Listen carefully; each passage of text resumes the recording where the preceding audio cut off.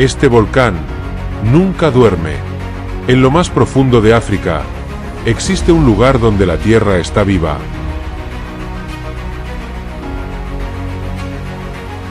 Se llama Erta Ale, uno de los volcanes más activos del planeta. Pero lo más increíble es que dentro tiene un lago de lava permanente.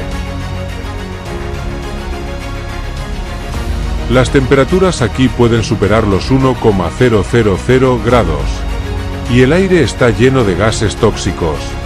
Aún así, científicos y exploradores viajan hasta este infierno ardiente para ver uno de los espectáculos más extremos de la Tierra. Porque en este lugar, no solo ves un volcán, ves el corazón del planeta latiendo.